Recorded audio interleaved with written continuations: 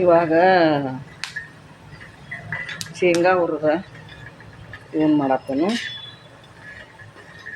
ಇಲ್ಲೇ ಇದು ತುಪ್ಪ ಕುದಿ ಆತೈತಿ.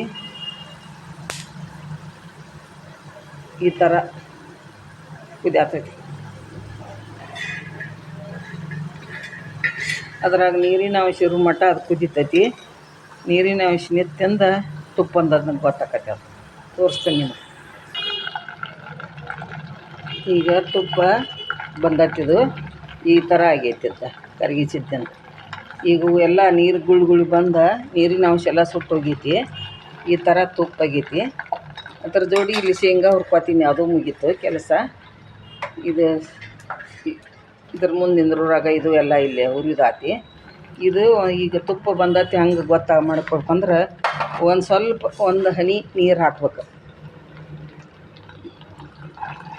ಅದು ಪಟ ಸಪ್ಪಳಾಗತ್ತಂದ್ರೆ ತುಪ್ಪ ಬಂದೈತೆ ಅಂತ. ಆಮೇಲೆ ಇನ್ನೊಂದು ಏನು ಮಾಡ್ಬೇಕಂತಂದ್ರೆ ಇದು ತುಪ್ಪ ಇದು ಒಂದು ತಿನ್ನು ಎಲೆ ಹಾಕ್ಬೇಕು. ಇದನ್ನು ಎಳೆದೆಲೆ ಇದು ಹಾಕೋದ್ರಿಂದ ಭಾರಿ ಕಂಪಾಕತ್ತೆ. ಇದನ್ನು ಹಾಕಿ ತುಪ್ಪದಾಗ ಹಿಂಗೆ ಮುಗಿಸ್ಬೇಕು. ಇದನ್ನು ತುಪ್ಪ ಭಾರಿ ಟೇಸ್ಟ್ ಆಕತಿ, ಭಾರಿ ಚಲೋ ಆಕತಿ. ಮರಳಾಗಿ ಆಕತಿ. ಇದು ಈ ಥರ ಆಗೈತಿ. ಈಗ ಆಗೈತಿ. ಇದನ್ನು ಇಳಿಸ್ತಾನೆ ಒಲಿ ಮೇಗಿಂತ್ರ.